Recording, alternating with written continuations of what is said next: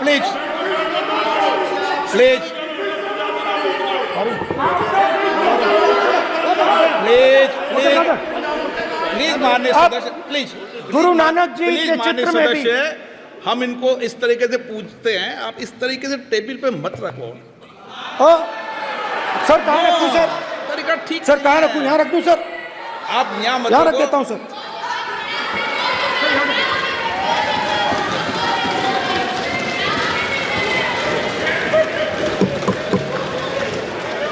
Sir Guru Nanak ji के चित्र में भी आपको अभय मुद्रा दिखाई देगा। गुरु नानक जी भी कहते हैं कि डरो मत, डराओ मत। और पंजाब से गुरु नानक जी मक्का तक गए,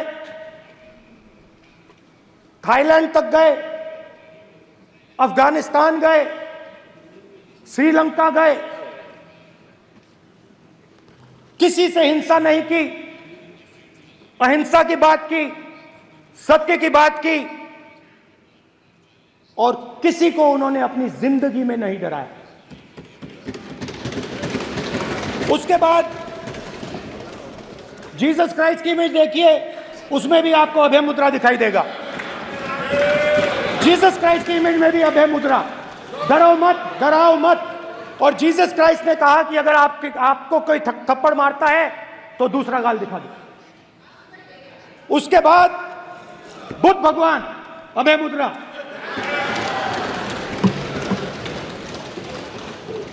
डरो मत, डराओ मत, अहिंसा। मतलब, और अंत में महावीर, डरो मत, डराओ मत, अभय मुद्रा। मतलब हिंदुस्तान के इतिहास में 3 फाउंडेशनल आइडियाज हैं। मोदी जी ने अपने भाषण में एक दिन कहा कि हिंदुस्तान ने किसी पर आक्रमण नहीं किया। उसका कारण है क्योंकि यह देश अहिंसा का देश है, यह देश डर का देश नहीं है। तो हमारे सारे के सारे महापुरुषों ने अहिंसा की बात की, डर मिटाने की बात की। डरो मत, डराओ मत, डरो मत, डराओ मत। और दूसरी तरफ शिव जी कहते हैं डरो मत, डराओ मत, अभय मुद्रा दिखाते हैं, अहिंसा की बात करते हैं, त्रिशूल को जमीन में गाड़ देते हैं। और जो लोग अपने आप को हिंदू कहते हैं वो 24 घंटा हिंसा, हिंसा, हिंसा, नफरत, नफरत, नफरत, असत्य, सत्य, असत्य।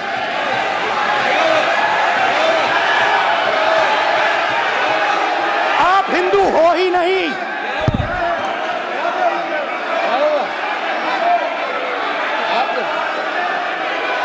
Just get me that picture of Shiva. I'm inside because of his. Hindu धर्म में साफ लिखा है, सत्य के साथ खड़ा होना चाहिए, सत्य से पीछे नहीं हटना चाहिए, सत्य से नहीं डरना चाहिए। अहिंसा हमारा प्रतीक है।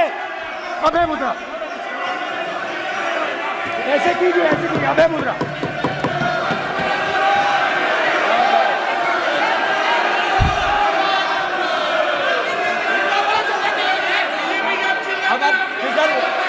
से कोई रूलिंग नहीं आएगा। Prime minister will not speak it. Then Prime Minister will speak it. This will happen here. If you are doing this, it will repeat again. भाई भाई भाई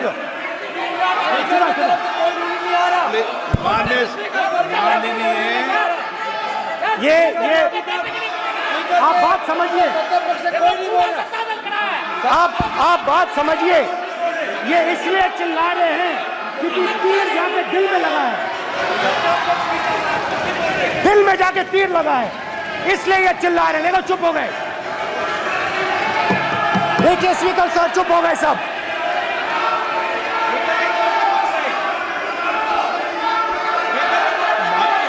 एक मिनट,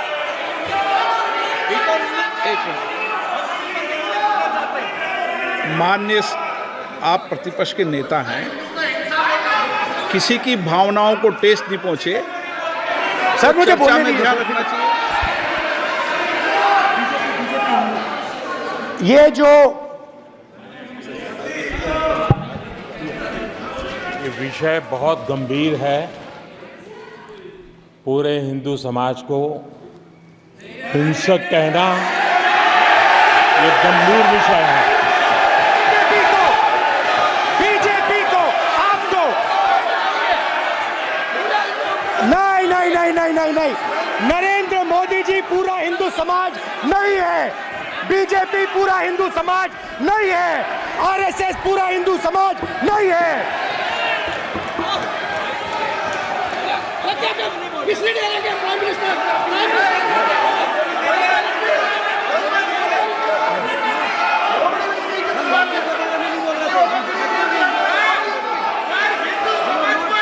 भूपेंद्र यादव जी, ये ठेका नहीं है बीजेपी का।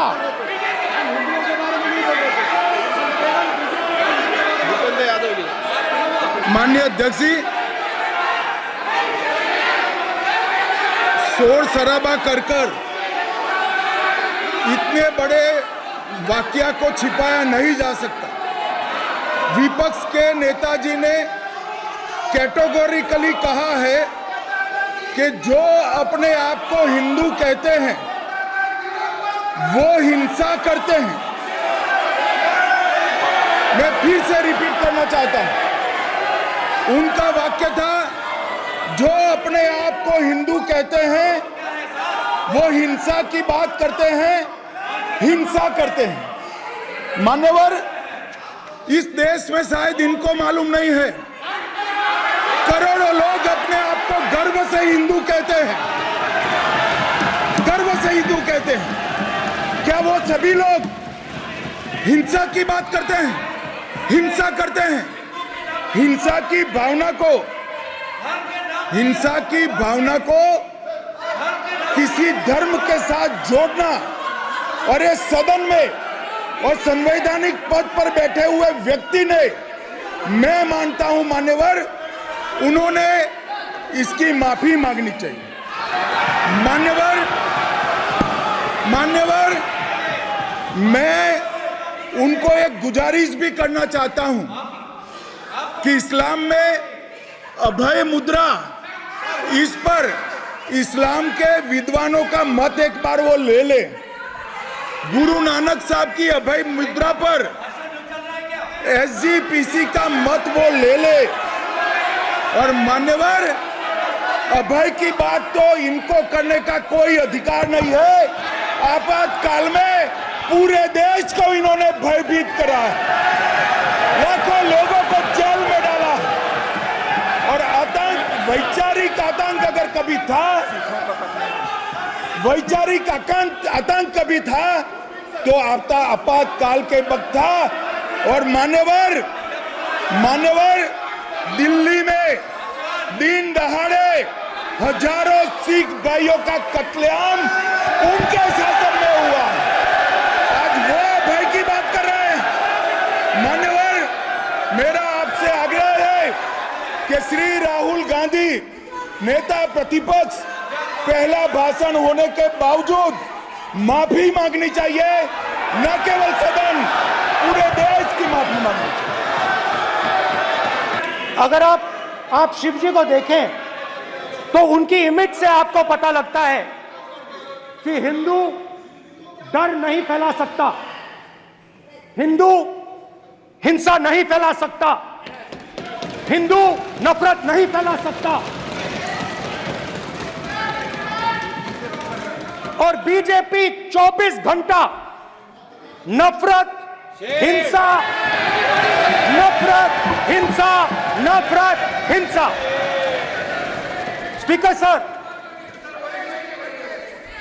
कहां तक इन्होंने डर फैला दिया है?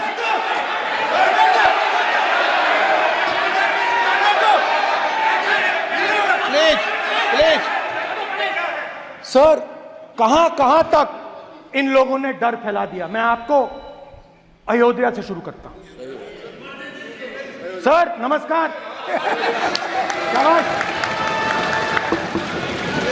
अयोध्या ने आपको मैसेज भेजा। अयोध्या ने राम भगवान सर क्या रूलिंग सर? मेरा व्यवस्था का सवाल है।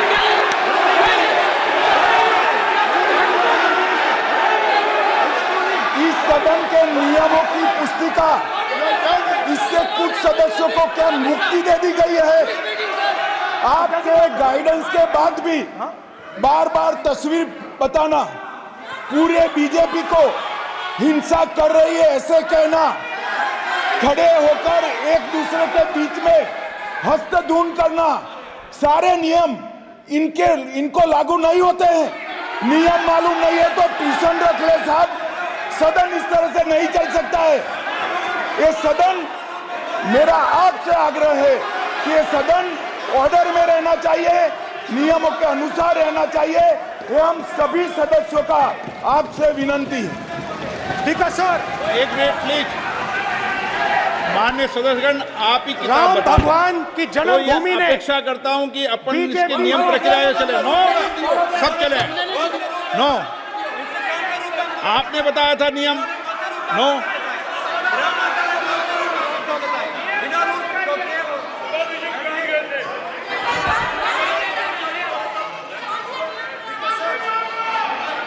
माइक दीजिए सर। हाँ सर, मेरा सवाल है सर, इस माइक का कंट्रोलर किसके हाथ में? प्लीज बैठिए, बैठिए, बैठिए। सर ये ऑफ होता है, प्लीज बीच में माने ऑफ हो बैठिए जाता है। प्लीज।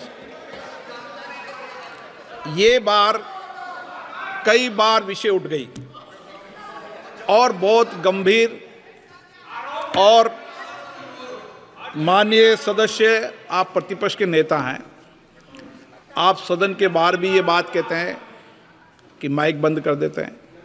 मैंने कई बार आग्रहपूर्वक किया कि आसन पर इस तरीके का आरोप नहीं लगाएं। नो, प्लीज बात सुनिए।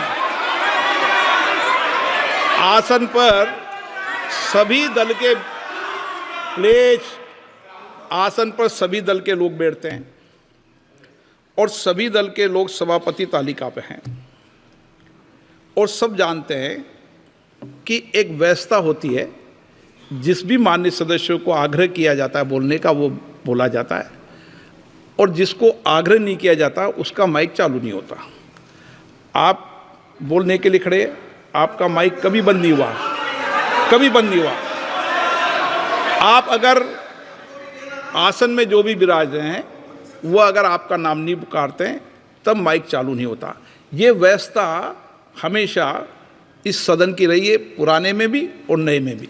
कभी आसन पे व्यक्ति पर माइक का कंट्रोल नहीं होता। दूसरा, माननीय प्रतिपक्ष के आप नेता हैं और आपसे ये अपेक्षा की जाती है कि आप लोकसभा की प्रक्रिया, कार्य संचार नियम का पालन करें, संविधान की जो व्यवस्थाएं दे रखी है उसकी पालन करें, और सदन में बोलते समय किसी भी धर्म को के ऊपर ऐसा आक्षेप नहीं करें जिससे पूरे देश के अंदर विषय पैदा हो।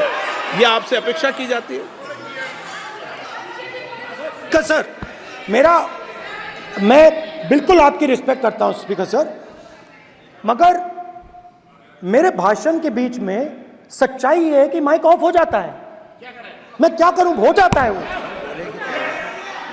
अब आपने देखा मैंने अयोध्या शब्द यूज किया और माइक ऑफ हो गया। नो, अरे ये प्रधानमंत्री मोदी जी के टाइम में आधा आधा कह आएगा क्या? तो अयोध्या ने राम भगवान की जन्मभूमि, प्लीज ब्रदर, राम भगवान की जन्मभूमि ने बीजेपी को मैसेज दिया, और ये आपके सामने मैसेज बैठे हुए हैं। मैंने इनसे पूछा, कल कॉफी पी, इनसे मैंने पूछा कि बताइए ये हुआ क्या। बीजेपी ने राम मंदिर का इनॉग्रेशन किया, राम बोलने दीजिए, राम मंदिर का इनॉग्रेशन किया।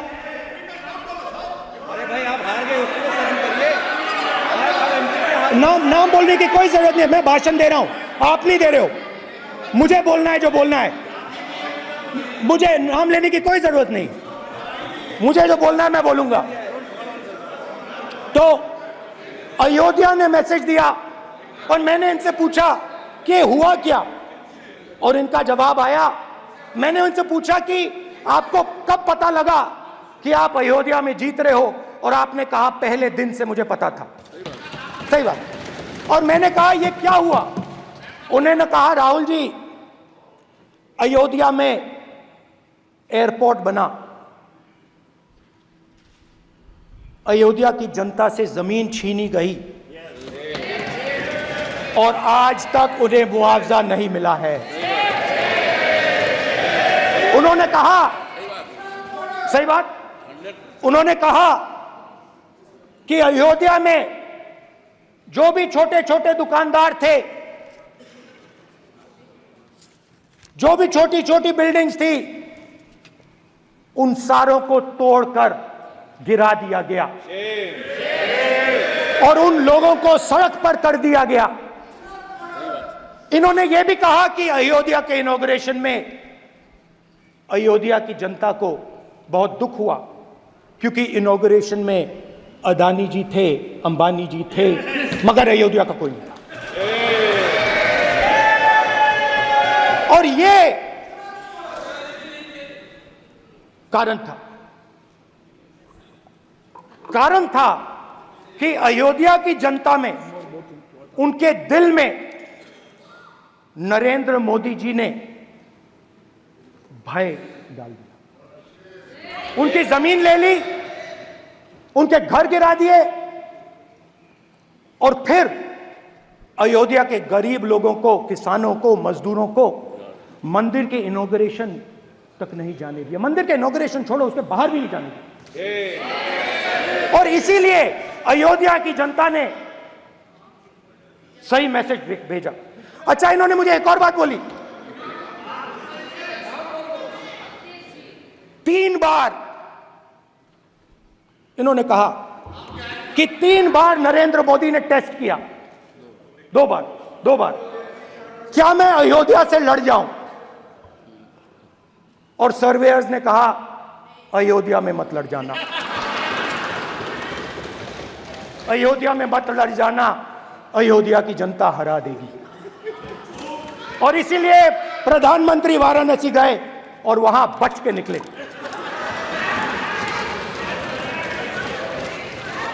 तो अयोध्या की जनता को डराया, पूरे देश को डरा दिया। मैं आपको बताता हूं, आज सुबह में आया, राजनाथ सिंह जी ने मुस्कुरा के मुझे नमस्ते की, और मोदी जी बैठे हैं,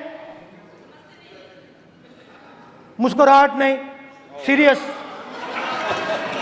नमस्ते भी नहीं करते, कहीं मोदी जी ना देख लें, प्रॉब्लम हो जाएगी। वही कहानी गडकरी जी की है, सच्चाई है।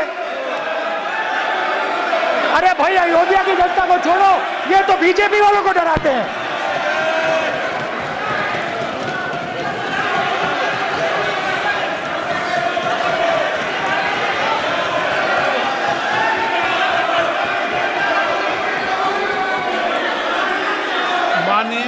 सर क्या है? माननीय प्रतिपक्ष के नेता, एक मिनट,